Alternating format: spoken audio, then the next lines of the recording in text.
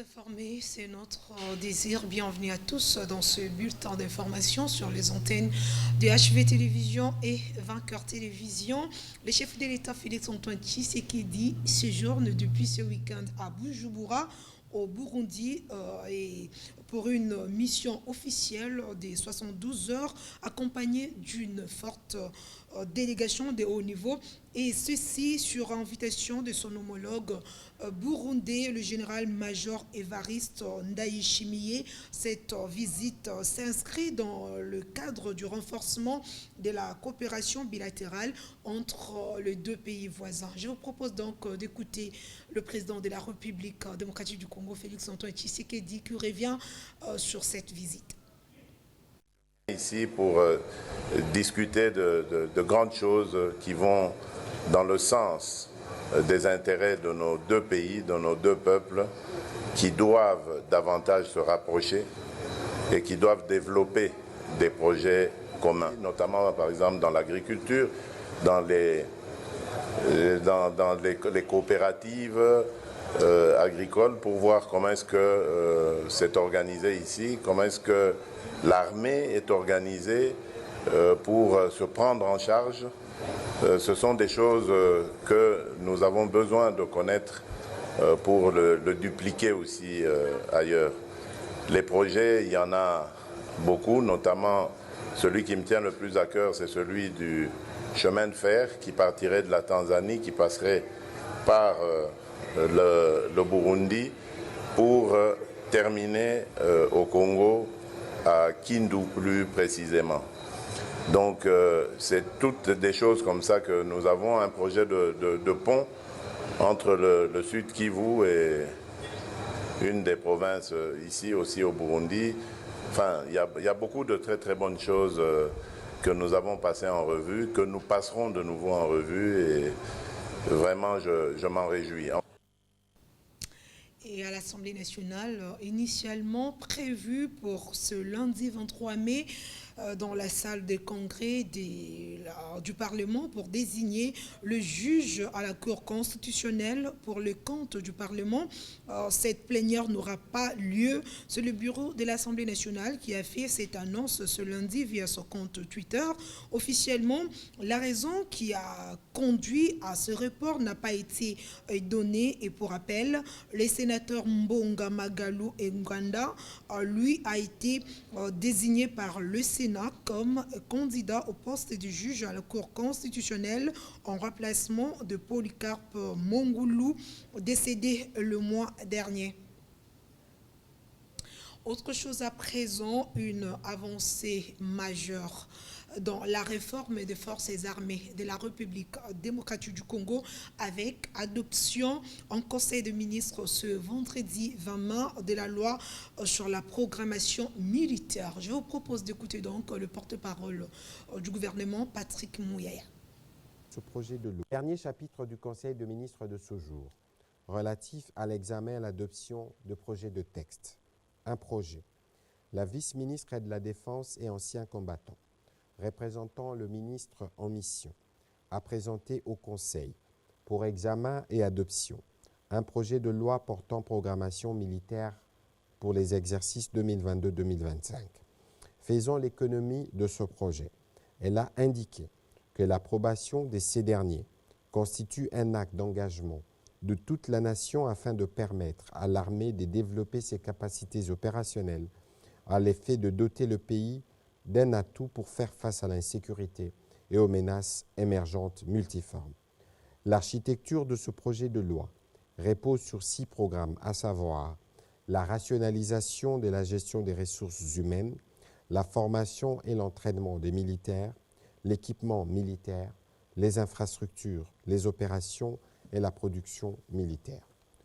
L'entrée en vigueur d'une loi de programmation marquera sans nul doute un tournant dans la prise en charge de besoins de notre armée afin de lui permettre de répondre adéquatement aux enjeux du moment et ainsi d'atteindre les objectifs fixés par le plan de la réforme de l'armée amorcé depuis 2009. Après débat et délibération, le Conseil a adopté ces projets de loi. Commencé à 13h15. La réunion du Conseil des ministres a pris fin à 17h03. Je vous remercie.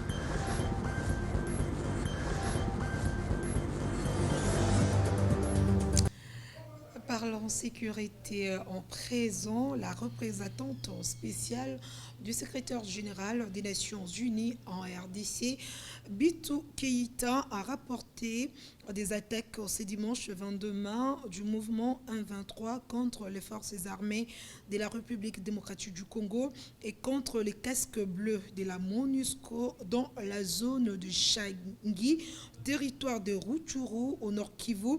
Selon elle, ces attaques ont délibérément ciblé les casques bleus de la MONUSCO en position dans la zone qui ont riposté conformément à leur mandat. Bintou Keïta condamne avec la plus grande fermeté ces actes. Une opération conjointe FARDC et MONUSCO a ensuite été lancée pour objectif prioritaire la protection des civils. Éducation à présent, début ce lundi 23 mai des travaux de la 39e session ordinaire du Conseil africain et malgache pour l'enseignement supérieur CAMS au cours d'une conférence de presse tenue conjointement avec Abou Napon, secrétaire général du CAMS. Ce dimanche 22 mai, le ministre de l'enseignement supérieur et universitaire Moïndo Nzangi a annoncé la présence des 18 de ses homologues de l'ESU le 26 mai prochain, le jour prévu pour le Conseil des ministres. Et à en croire le ministre Moïndo, l'organisation de cette 39e session du CAMS à Kinshasa marque donc le retour de la République démocratique du Congo sur le scène régionale. Il indique également qu'à la fin de ces travaux, le système de l'enseignement supérieur congolais sera audité et remis au même diapason des autres pays francophones. Direction au Katanga, débuté depuis le mardi 17 mai, le forum sur l'unité et la réconciliation des Katangais a fermé ses portes ce dimanche 22 mai à Lubumbashi. La cérémonie a eu lieu au cours d'une messe dite par le monseigneur Fulgence Mouteba, archevêque de Lubumbashi. À cette occasion, des centaines de personnalités ont assisté à une poignée de main entre Joseph Kabila et Moïse Katumbi. En rappel, ces deux hommes politiques viennent de passer une longue période de forte tension suite à leurs opinions politiques. Il reste à savoir comment se matérialisera cette réconciliation sur les terrains et sur le plan politique. À présent, je vous propose donc d'écouter les différentes résolutions de ces forums. Et de recherche de Katangais. Aux filles et fils du Katanga, le forum recommande 1. De donner le meilleur d'eux-mêmes afin d'accomplir pleinement leur rôle pour le développement de l'espace du Katanga et de la République démocratique du Congo. 2. De faire le serment de M. Laurent Désiré Kabila de ne jamais trahir le Congo, de s'engager à ne jamais trahir le Katanga.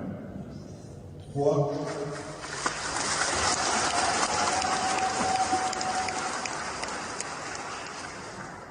De préserver l'unité du Katanga et de résister contre toute menace à l'identité katangaise, d'où qu'elle vienne.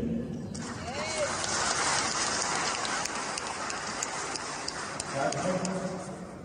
De garantir la maîtrise de l'espace politique, socio-économique et culturel du Katanga par les Katangais.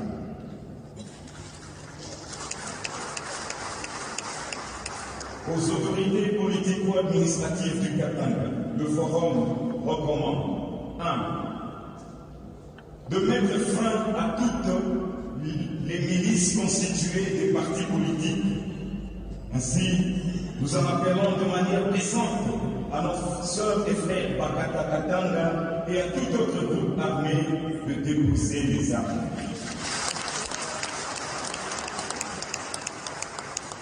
2. De prendre sans délai des édits pour la protection et la cartographie des terres agricoles coutumières.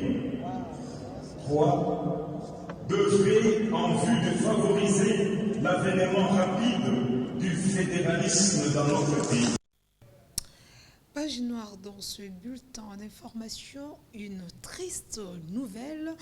Un accident de circulation mortel s'est produit tôt ce lundi 23 mai sur la route nationale numéro 1 près de Matadi-Kibala à la hauteur de la terrasse Kisipia dans la commune de Mongafula.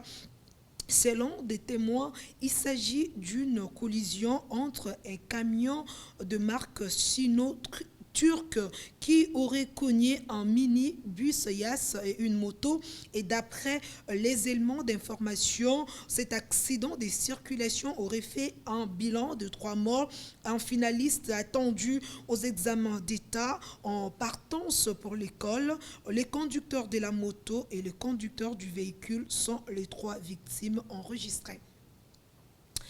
Aimé Ngoi, ancien ministre de la Défense nationale de la République démocratique du Congo, est mort ce dimanche 22 mai à Lubumbashi d'une courte maladie. Une mort qui intervient le jour même où le peuple katangais est en train de savourer la réconciliation entre ses filles et fils.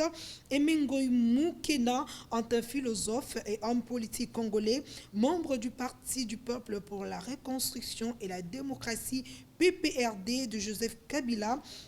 Il a été ministre de la Défense nationale dans le gouvernement Ilunkamba du 6 septembre 2019 au 28 avril 2021. Il fut ministre des hydrocarbures dans le gouvernement Chibala, le gouvernement Badibanga et le gouvernement Matata. Après avoir été ministre de la Défense nationale et des anciens combattants 2014-2015, ainsi que gouverneur de la province du Katanga de 2001 à 2004. Il était également professeur de philosophie politique à l'université de Lubumbashi. Un des ressortissants de l'ex-province du Katanga, Aimé Ngoi, a pris part aux travaux du Forum de réconciliation entre Katangais et paix à son âme. Voilà, c'est tout pour ce bulletin d'information. Merci de l'avoir suivi et bon suivi des programmes sur nos antennes. Au revoir.